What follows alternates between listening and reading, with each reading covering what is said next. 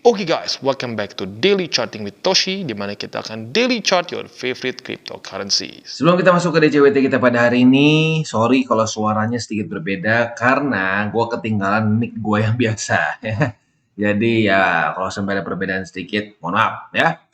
Oke, dalam 24 jam terakhir market lanjut lagi down sebesar 2,12% dengan total market cap mencapai di angka 2,17 triliun US dollars. Nah, sebelum kita lanjut, seperti biasa mengingatkan lagi, cara termudah untuk mendukung TCI adalah dengan like dan juga mengklik high button in every videos. Sip, kita masuk ke chartnya. Dan seperti yang kita bisa lihat di sini, untuk BTC dia gagal bertahan di atas dari 64.000 lebih 64 USD. Dan bahkan ya bukan cuma gagal untuk mempertahankan 64.000, kemarin BTC mencapai ke 62.178. Nah, di situ ada apa ya dekat-dekat situ?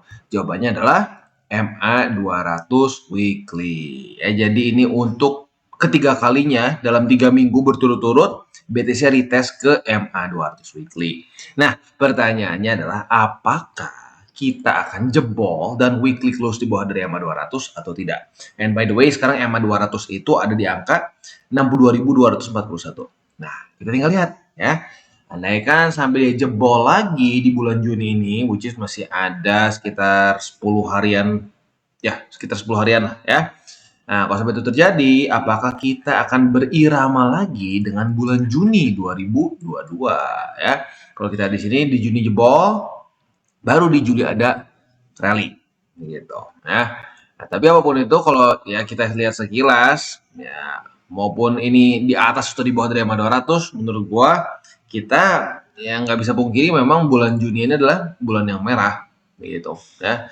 Nah, tinggal ya nanti gue ngomong dari sekarang aja, gue ingetin berkali-kali aja nggak apa ya.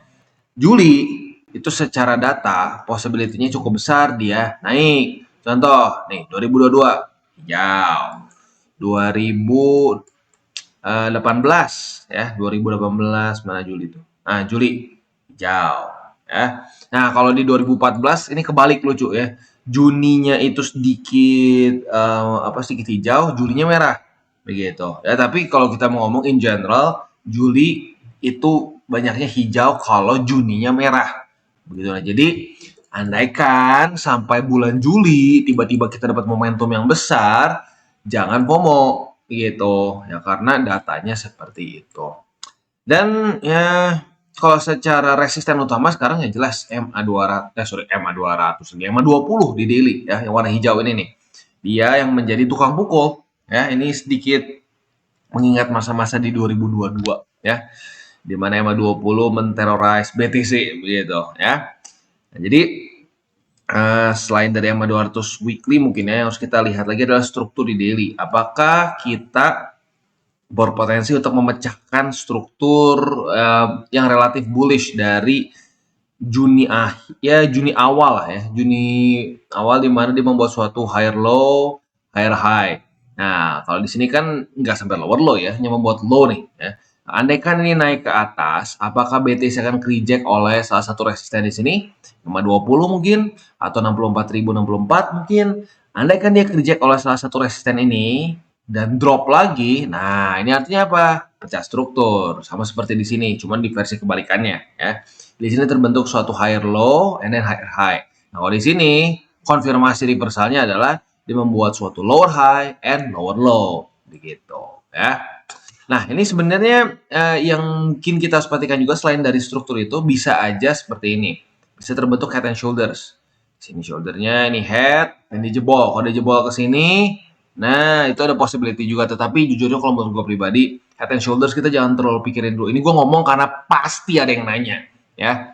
Pokoknya kalau udah ada kayak begini patternnya ya, nggak tahu kenapa ada yang suka nanya, bang ini head and shoulders ya? Belum. Sebenarnya kalau head and shoulders itu kalau dia udah mulai begini nih, nah udah mulai begini baru kita boleh mulai pikirin menurut gua ya. Sebelum dia masih ada begininya, belum ada potensi shoulder kedua, kita mikirnya higher high and higher low aja gitu ya.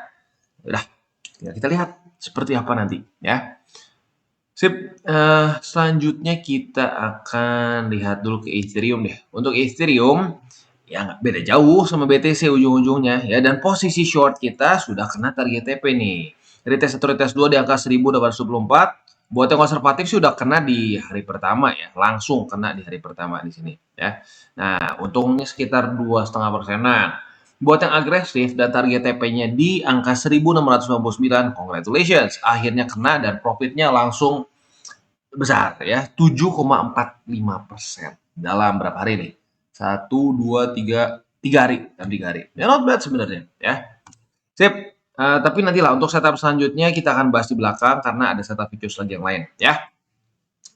Kita sekarang lihat dulu ke economic calendar. Untuk hari ini dari US kita nggak ada apa-apa, literally liburan gitu. So ya mungkin kita akan ada lack of volatility ya. Ya mungkin kita akan pure TA tanpa ada gangguan fundamental. We'll see ya. Jadi minggu ini sudah beres berarti ya, karena kan Sabtu Minggu biasanya udah gak ada apa-apa ya. Oke, sekarang kita masuk lagi ke chart. Kita lihat dulu ke ini deh. Kita lihat dulu ke DXY. Untuk DXY ya menguat dengan signifikan. And by the way, kemarin dropnya ini bisa dibilang disponsori oleh data penting juga ya. Kita bisa di sini di jam setengah 8 malam itu Philadelphia Fed Manufacturing Index-nya dia better than expected dan cukup signifikan ya, forecast 9,8, actualnya 10,3. Jadi ya lu lihat sendiri perbedaannya berapa ya, berarti 0,5 ya, 0,5 gitu. Sementara untuk initial jobless claim-nya dia sedikit lebih tinggi daripada forecast ya, tapi not by that much begitu. So walaupun ini kasarnya kayak seimbang, tetapi si Philadelphia Fed Manufacturing Index-nya signifikan lebih tinggi atau lebih better than expected dibandingkan dengan forecast. Gitu. Dan ini kita bisa lihat langsung efeknya.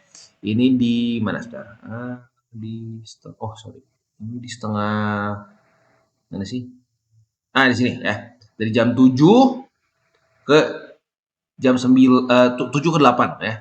Bisa di sini awalnya ada peningkatan dulu ya, dari 7 ke 8-nya langsung boom ya. Jadi saat keluar data pentingnya market langsung dapat pergerakan ini nih. Ya sebenarnya dibilang sebelum itu pun dibilang bullish enggak ya. Udah drop dulu nih. Udah drop, tapi kasarnya momentum bearish-nya ditambah lagi dengan ini. Gitu. Ya. Dan itu ya tentunya terkorelasi juga dengan ya di XY. Seperti yang kita bisa di sini. Di sini ya. Peningkatan juga mirip-mirip di daerah situ. Walaupun ada corrective movement lagi, tapi lanjut lagi membuat higher high. Gitu ya. Sip, jadi ya begitu kurang lebih ya korelasinya kenapa di XY itu harus kita perhatikan karena ngaruh ke harga return aset ya. Ya cara paling gampang logikanya kenapa ngaruh ya lihat sendiri di sini. Pairnya apa namanya? Apakah BTC Zimbabwean dollar? Enggak kan? Apakah BTC IDR? Apakah BTC apalagi BTC BATH? Enggak kan? BTC USD. Ya otomatis lah denominatornya akan berpengaruh terhadap harga dari aset yang didenominasi dengan ya uang tersebut, begitu kan? Ya. Jadi ya kita lihat nih. Nah sekarang dia lagi reject oleh struktur resisten yang lumayan tua sebenarnya ya, yaitu di angka 100,875. Ya, kita lihat apakah dia akan berhasil tembus atau tidak ya. BTCD lanjut lagi turun, sudah 1, 2, 3, 4 ya, 4 hari berturut-turut ya. Tapi gini, apapun itu ya, mau dia turun lagi sampai lebih dalam pun menurut gua sekarang belum waktu yang tepat untuk kita gila-gilaan di altcoins gitu. Kenapa Bang? Kan ada Bang alts yang hijau. Yes, every single cycle itu ada altcoins yang dalam tanda kutip outperform BTC di bear market. Tapi silakan lu coba cek sendiri ya. Lu cek sendiri apalagi yang market cap-nya kecil, itu kemana? Ya. Mayoritas dari alts yang outperform BTC di bear market di cycle selanjutnya ya sudah tidak ada momentum lagi gitu ya. Jadi hati-hati. Sekarang belum waktu yang tepat. Kita tunggu dulu sampai pergeseran dari bear ke bull gitu ya. Dan please begini ya, every single cycle selalu ada yang mempertanyakan apakah teori cycle ini masih relevan. Itu masih terus dipertanyakan ya. Tapi lucunya apa? Market selalu melakukan hal yang kurang lebih sama lagi. Lihat ya, kuartal 4 di masa bull market. Ya, sorry, bukan bull market. Masa cycle top ya. Kuartal 4 ya, Oktober. Ini kuartal 4 juga November. Ini kuartal 4 juga Desember. Yang pertama nih, ya, cycle pertama pun kuartal 4. Begitu. Ya. Terus lihat bear market, ya. Ujung-ujungnya kemana? Target utama dia kemana? EMA 200, ya kan? Sini terjadi seperti itu. Ini terjadi seperti itu. Ini juga terjadi seperti itu. EMA 200. Dengan statistik, mentok-mentoknya bisa minus 30%. Seperti yang terjadi di sini, dan di sini. Begitu. Ya. Tapi selalu ada yang bilang, apakah ini masih relevan? Apakah ini masih relevan? Dalam masa-masa sudah lagi di retest sama 200. Konyol kan? Konyol. Begitu loh. Ya. Nah, jadi gini, artinya apa? Lagi-lagi masih banyak orang yang inginnya itu market tunduk terhadap apa yang dia rasa, apa yang dia inginkan. Please, wake up. Ya, itu bukan cara kerja market. Ya, kita itu harus justru mendengarkan market mau apa sih sebenarnya. Market tuh mau ngapain sih? Oh, secara historically speaking, ya, dia mau kemana? Gitu. Ya.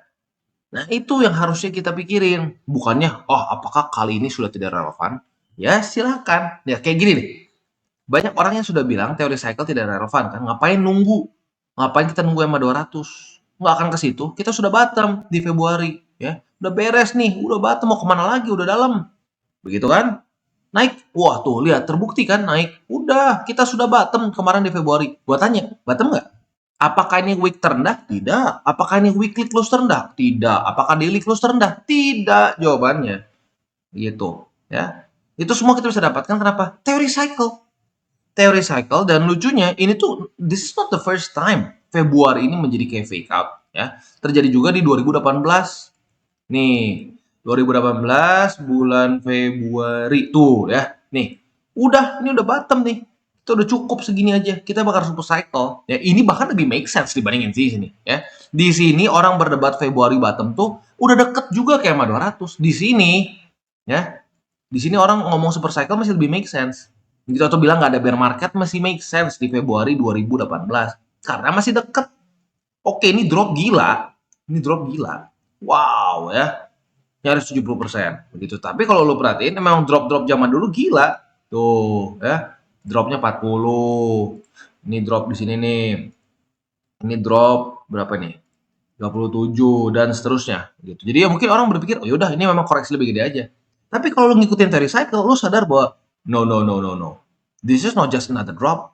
This is the start of a bear market. Karena apa? Ya secara teori cycle ini sudah mau masuk ke 2018. 2018 adalah tahun bear, bukan bull. Ya. Wah, enggak, kali ini berbeda. Khusus kita ada tax cut. The market don't give a shit, tetap drop. Dan ini berkebalikan dengan Nasdaq. Lihat apa yang terjadi dengan tax cut Nasdaq. Tax cut yang diberikan oleh Trump. Ngaruh bagus tuh. Ngaruh bagus dulu berapa bulan. Ini BTC udah hancur, udah posisi tuh dia minus sampai 70%-an ya.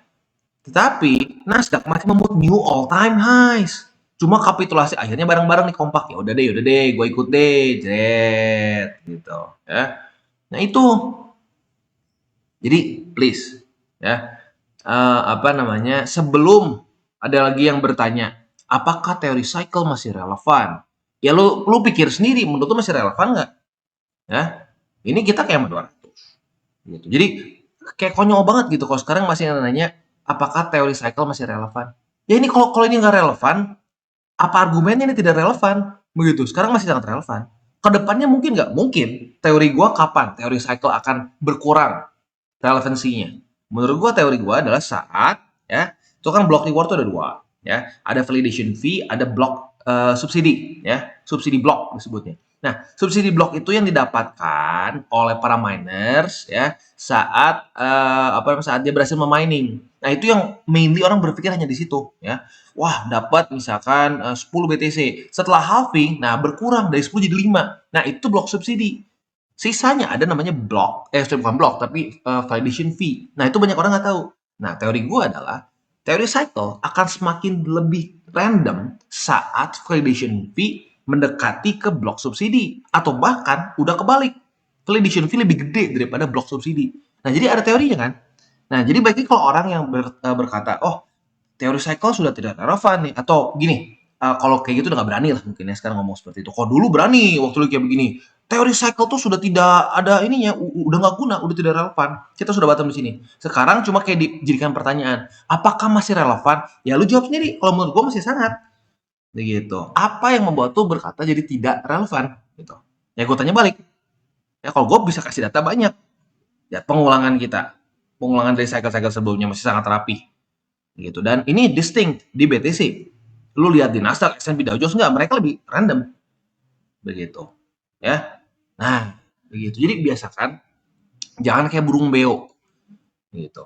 Ya. Wah, kayaknya sudah tidak relevan. Ya dari mana? Kenapa lu bisa punya pendapat seperti itu? Jangan cuma ngikutin pendapat orang lain atau jangan hanya mengikuti kata-kata orang lain. Begitu, ya. Lu kalau sampai mau mengikuti pemikiran orang lain, pastikan lu mengerti dan lu setuju dengan pemikiran dia. Jangan cuma kayak, oh iya soalnya dia kayaknya orangnya meyakinkan ya. Oh iya soalnya dia punya Lambo. Oh iya soalnya dia punya McLaren. Who gives a fuck? Dia punya apa? Itu nggak penting, itu nggak relevan. Yang relevan adalah dia apakah teori yang dia omongin, teori yang dia berikan ini berdasarkan fakta, ya, ada datanya nggak, statistiknya apa, gitu, ya. Sip. Ini sebenarnya satu hal yang sudah sering sekali kita ulang, cuman masih ada aja yang jatuh di tempat yang sama lagi, sama lagi, sama lagi, sama lagi, sama lagi, gitu. Ya.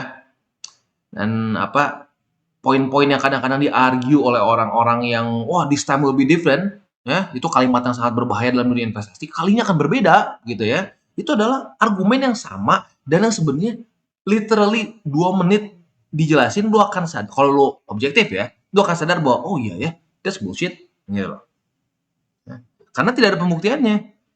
Bukan karena, oh ini pendapat. Enggak, bukan pendapat. Pembuktiannya seperti itu. Ya.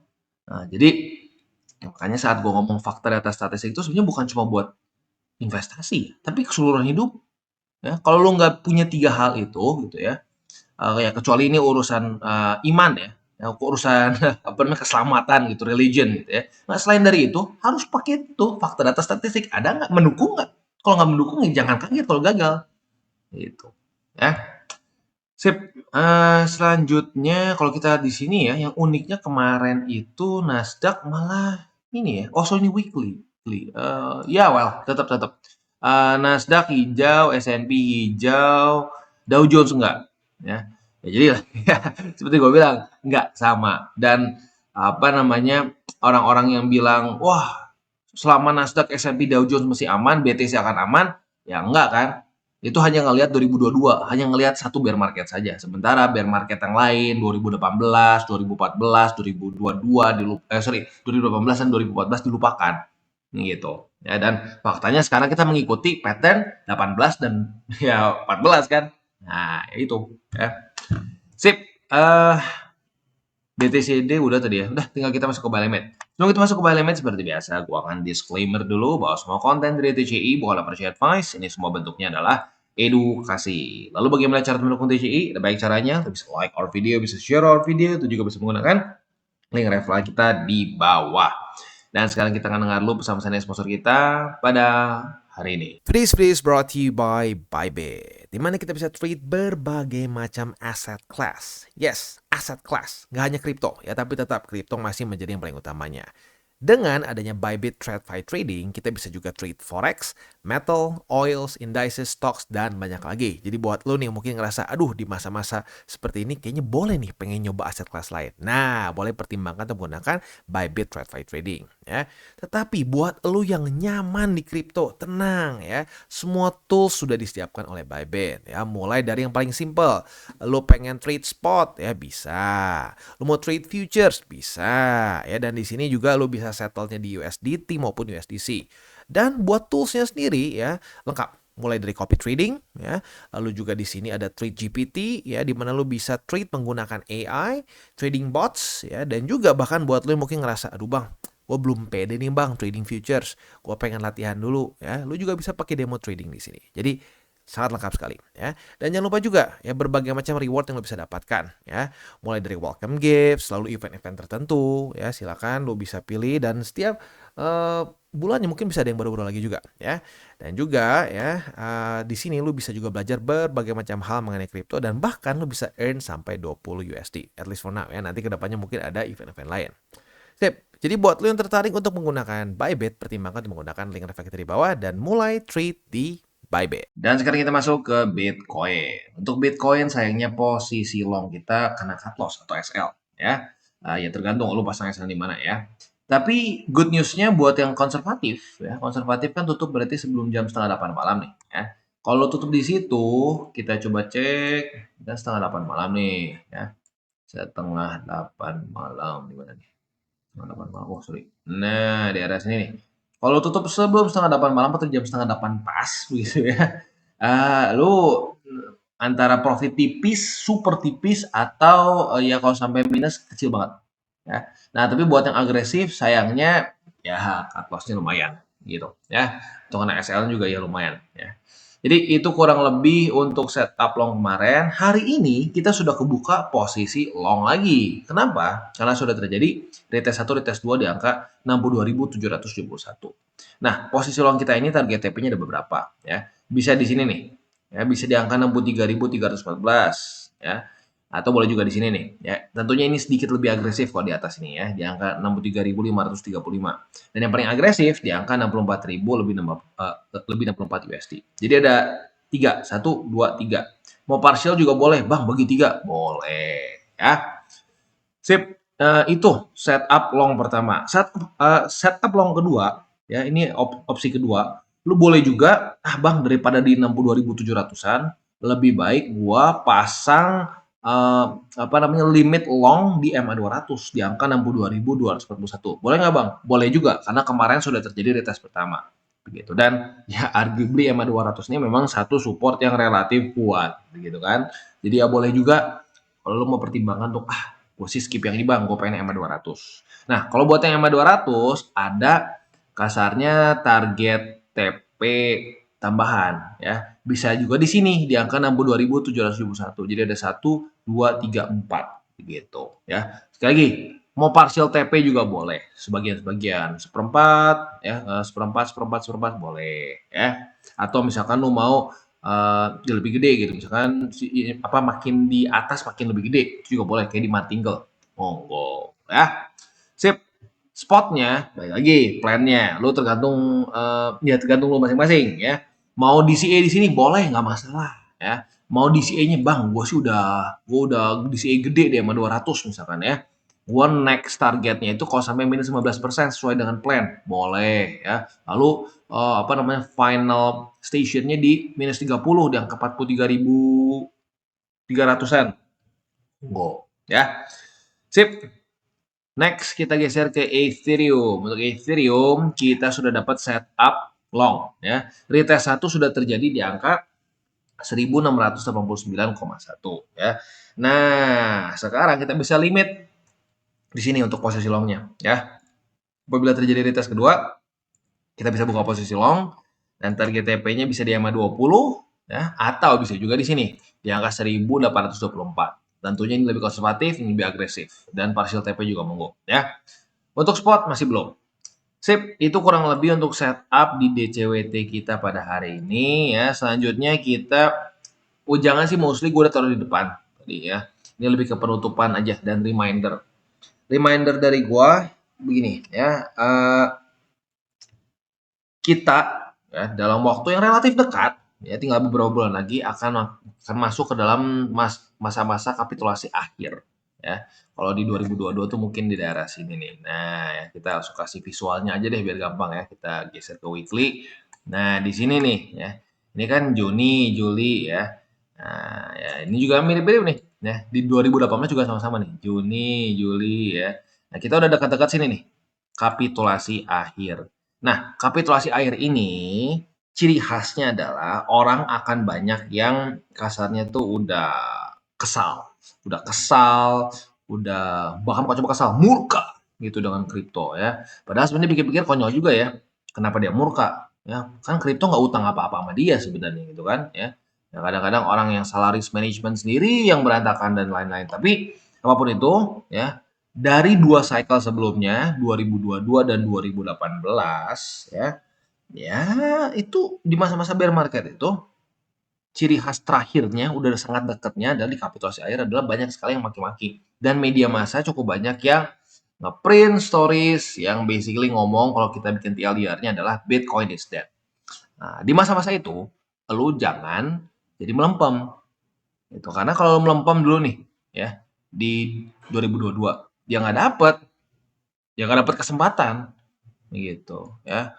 Nah, di masa-masa orang memalingkan kepalanya terhadap BTC, justru di situ dia nge-bottom, gitu. Ya, dan yang cukup mengagetkannya adalah orang-orang tuh butuh bertahun-tahun untuk sadar bahwa, oh BTC udah naik lagi ya. Nah, begitu. Padahal dulu waktu di bull market, aduh cuma naik 10% aja, aduh, wah gila ya. Tapi kalau udah dari bear ke bull, itu naik 100% orang nggak sadar. Gitu. Kenapa? Karena itu sekali lagi sudah apatis. Udah murka dengan BTC. Ya. Nah, lu jangan sampai mau konyol. Udah nunggu lama, di akhir malah, aduh, udah deh nggak usah deh gitu ya. Aduh, takut lebih dalam lagi. Bisa nggak? Ya bisa aja, tidak ada yang tidak mungkin. Ya. Karena tidak ada kepastian bahwa ini pasti akan terus bertahan, enggak. At some point mungkin aja bisa lebih random. Begitu. Tetapi, ya baik lagi, kalau kita di market, ya dari pengalaman gue pribadi juga, saat kita menggunakan probability yang kuat, apalagi ini adalah probability yang kasarnya sampai sekarang itu masih sangat rapi. Every single cycle. Nah, ya dimanfaatkan gitu dengan menurut gua ya pengertian bahwa ada resiko tetap. Karena nggak ada satu hal yang tidak ada resiko dalam hidup ya. Lu keluar dari rumah aja, lu kalau sial, lu keluar jebret, tabrak mati. Gitu. Ya, jadi semua tuh ada resikonya gitu. Sama ini juga ada resikonya. Tapi ya dari data yang kita punya, ya terulang lagi seperti ini kan, yang berirama semuanya gitu. Ya. Ya udah, gitu aja. Kita tutup dengan 3 golden rules. Jangan berkembang panas, jangan over leverage, berpikirlah jangka panjang, dan salam tabur tuai. Oke guys, jadi itu adalah akhir dari segmen DCWT kita pada hari ini. Dan jangan lupa bagi kalian yang merasakan manfaat dari segmen ini, jangan lupa untuk share ke teman-teman kalian. Dan apabila lu pengen mensupport channel kita, ya TCI, jangan lupa untuk menggunakan link referral kita di bawah. Nggak wajib, ya, tetapi apabila lu menggunakan link referral kita di bawah, ada macam-macam, ya, dari Bybit, Huobi, Maxi, toko kripto, dan banyak lagi, ya. Ya, walaupun nggak wajib, tapi kalau menggunakan link referral kita, lu secara langsung membantu perkembangan dari TCI. Dan satu lagi, jangan lupa juga untuk join Telegram group kita, di mana kita bisa ngobrol-ngobrol santai mengenai dunia cryptocurrency secara dua arah. So, jangan lupa untuk like, subscribe, klik the bell icon, and see you on the next video.